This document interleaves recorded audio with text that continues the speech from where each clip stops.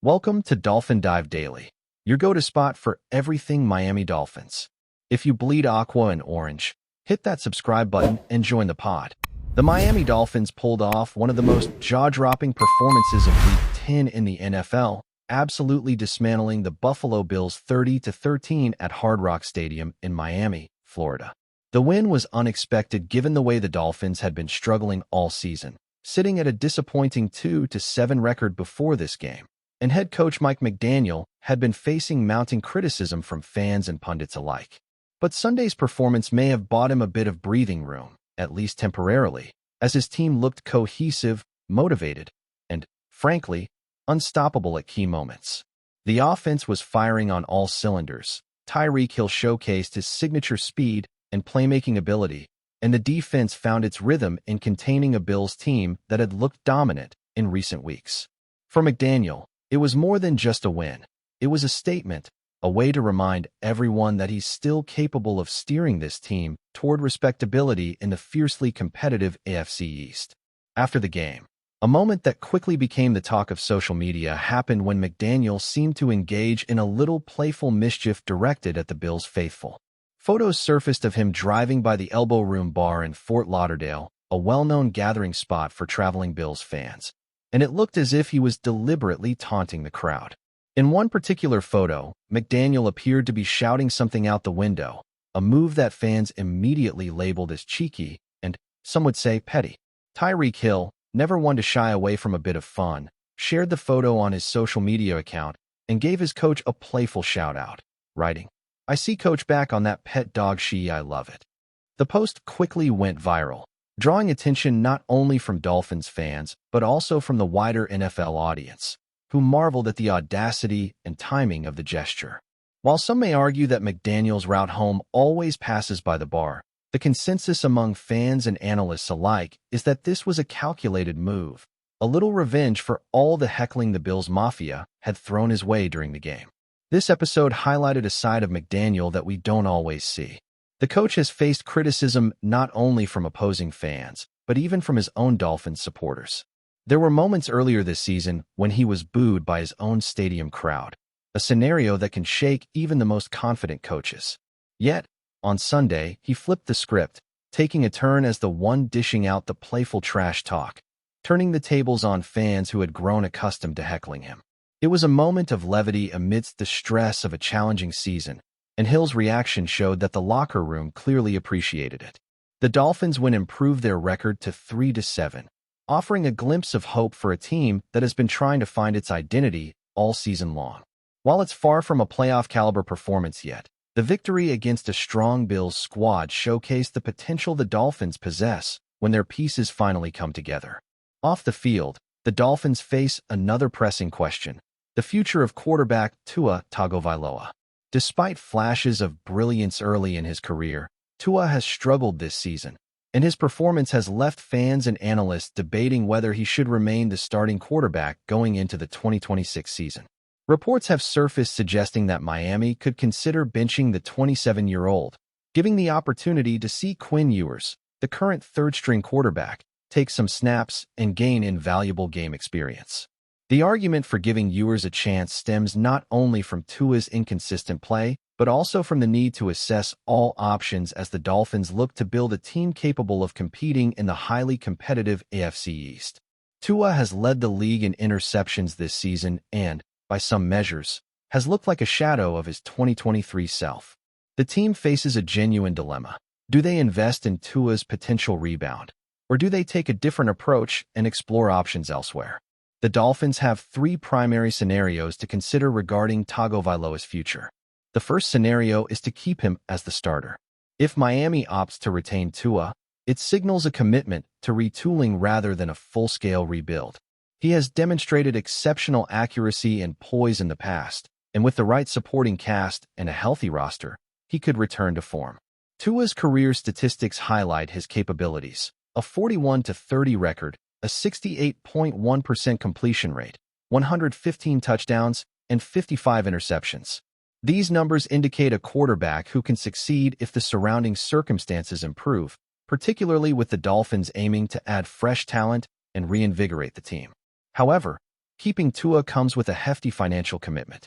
His 2026 cap hit would be $56.4 million, including $54 million guaranteed. The guaranteed money is the last significant portion of his deal, and with Tua unlikely to agree to a restructure, the financial burden could limit the team's flexibility when making other roster adjustments. For a team in transition, this represents a major consideration, balancing the desire for continuity at quarterback with the need to improve the overall roster without being hamstrung by salary cap constraints. The second scenario for Miami is to trade Tua Tagovailoa. A trade could provide a fresh start for the quarterback and offer the Dolphins a chance to reshape their roster strategically. There are teams around the league in need of an accurate, experienced quarterback who can stabilize the offense and mentor younger talent.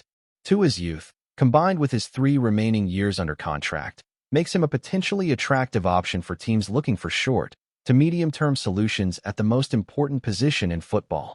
For Miami, the key would be making the contract more enticing, possibly paying down some of Tua's salary to make the trade financially viable for a prospective team. Post-June 1st trades are particularly favorable from a cap perspective, as they would allow the Dolphins to take a manageable dead cap hit of $13.4 million while freeing up $43 million in cap space. Pre-June 1st trades, however, would result in a much smaller savings of roughly $11.2 million. Trade scenarios are compelling because they could allow both Tua and Miami to thrive. Tua would get a chance to revitalize his career in a new environment, and the Dolphins could address critical roster needs without being constrained by his massive contract. Examples from this season, including quarterbacks flourishing in new situations like Daniel Jones in Indianapolis and Sam Darnold in Seattle, provide hope that a trade could yield tangible results. The third scenario is the least likely but potentially the most severe, cutting Tua. This option carries serious financial repercussions due to dead cap penalties. If the Dolphins cut him before June 1st, they would incur a $99.2 million dead cap, effectively putting the team $42.8 million worse off compared to retaining him. A post-June 1st release would reduce the dead cap to $67.4 million, still a significant financial burden. Cutting Tua would only make sense in the context of a complete teardown, signaling a full rebuild under new management.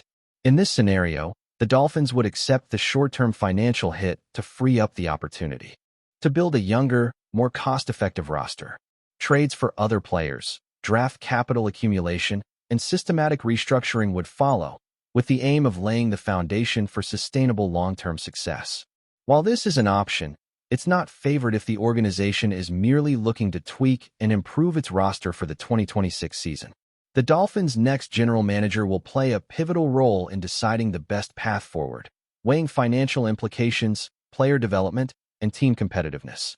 Ultimately, the question of Tua Tagovailoa's future is intertwined with the broader trajectory of the Miami Dolphins. The team is at a crossroads, attempting to reconcile a challenging season with glimpses of potential. The victory over the Buffalo Bills exemplifies the highs that the Dolphins are capable of reaching when the stars align, but it also underscores the ongoing challenges they face in maintaining consistency. Mike McDaniel's playful antics following the win highlight the human side of the sport, where emotions, pride, and humor intersect in moments that resonate with fans beyond the X's and O's of game planning. Meanwhile, strategic decisions regarding Tua and the roster will define the team's identity in 2026 and beyond. Keeping him offers continuity but financial strain. Trading him offers opportunity with calculated risk, and cutting him signals a full-scale rebuild fraught with short-term consequences. Each scenario carries weighty implications, and the Dolphins' front office will need to navigate them carefully to ensure that the franchise not only competes but thrives in a league where success is measured by precision, timing, and the ability to adapt to ever-shifting circumstances. As the Dolphins look toward the offseason, they will need to balance the exhilaration of a statement victory with the reality of the challenges ahead. Tyreek Hill's excitement about McDaniel's playful gesture reflects a team that can find joy and camaraderie even amid adversity.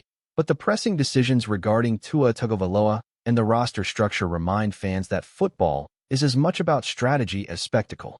The 2026 season looms on the horizon, and the Dolphins are preparing to make choices that could define the team for years to come. Will Tua find his form and lead Miami to renewed success? Will McDaniel's playful streak translate into coaching brilliance or fade under pressure? And how will the front office navigate the intricate web of contracts, trades, and draft picks that define the modern NFL? For now, fans can savor the thrill of the Week 10 win, the images of a coach poking fun at rival fans, and the rare moments when the game's intensity intersects with personality and flair. But in the back of every Dolphins fan's mind is the looming question: what comes next? And who will chart the course forward in a season where hope and uncertainty collide in equal measure? The answers will unfold slowly, game by game, decision by decision. But one thing is certain: Miami's story is far from finished, and every move, from playful gestures to high-stakes roster decisions, will be scrutinized, debated, and remembered as part of the team's ongoing journey in the NFL. Still with us? Then show some love. Hit that like button and let us know in the comments. What's your take on the Fins this week? In what might be one of the most talked about moves of the offseason, the Miami Dolphins have reportedly secured the services of free agent cornerback ASANTE Samuel Jr., a signing that has sent shockwaves through the league and has fans buzzing with excitement. The whispers started quietly, almost like a rumor in a locker room, but now it's escalating into a full-blown storm of speculation and anticipation. Samuel Jr., known for his lightning-quick instincts and ball-hawking ability, is rumored to be the missing piece the Dolphins' secondary has been craving for years.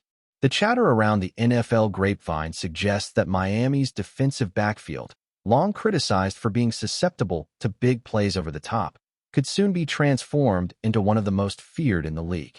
Social media exploded within hours of the news breaking, with fans flooding timelines with memes, reaction videos, and highlight reels of Samuel Jr.'s most jaw-dropping interceptions. The energy is palpable, almost electric, as if the Dolphins stadium itself might feel a different kind of buzz come next season.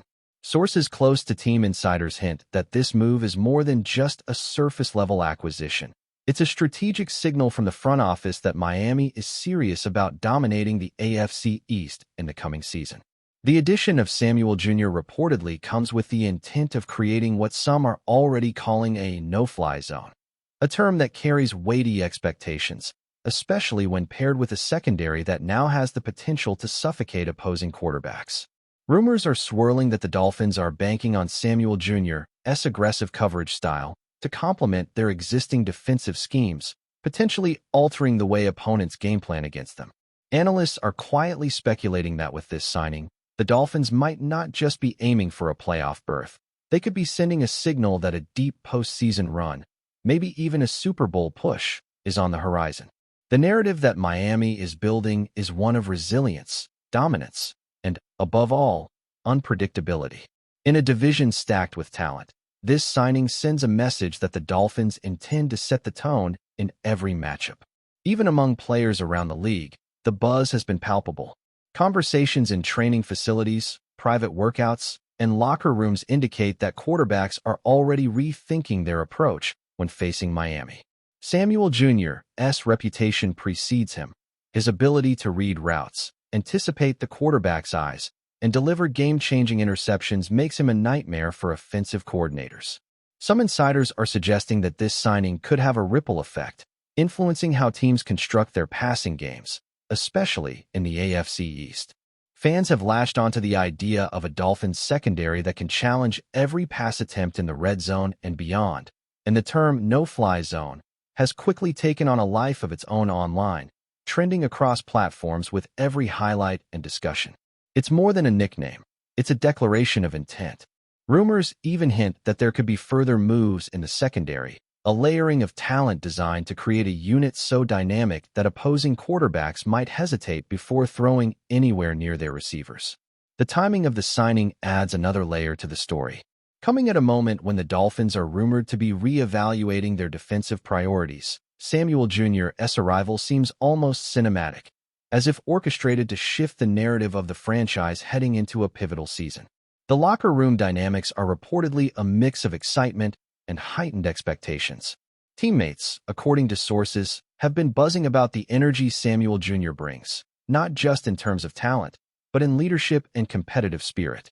The chatter is that this is a player who elevates those around him, and in Miami, that could translate into a secondary that no quarterback wants to face. There's also speculation among insiders that this move might influence Miami's draft strategy, potentially opening doors for aggressive plays and risky schemes that capitalize on Samuel Jr.'s unique skill set. Analysts are quietly noting that the Dolphins could be positioning themselves not just as contenders, but as a team with a redefined identity, fast, aggressive, and relentless in pursuit of turnovers. Fans, of course, have been the loudest voices in the conversation. Reaction videos, social media threads, and livestream discussions exploded almost immediately, with highlights of Samuel Jr.'s previous interceptions and defensive plays circulating like wildfire. The consensus seems to be that Miami has finally added a player capable of transforming a talented but sometimes inconsistent secondary into a unit that can dictate the pace of games. Rumors about potential pairings in the secondary, chemistry with safeties, and coverage strategies have become the bread and butter of fan speculation. Some suggest that Samuel Jr.'s presence alone could force opposing teams to completely rethink their offensive game plans, while others are imagining highlight reel moments of interceptions returned for touchdowns that could swing critical games. The social media energy is almost palpable, a mix of celebration, expectation, and a hint of disbelief that Miami might finally be putting together a defense that can challenge for elite status. Coaches and front office insiders are reportedly tight-lipped, but speculation suggests that the move reflects a broader philosophy, a willingness to invest in a defense that can change games. Samuel Jr.'s signing is rumored to be more than a single acquisition. It could mark the beginning of a trend in Miami's approach to building a roster, aggressive, opportunistic, and unapologetically ambitious.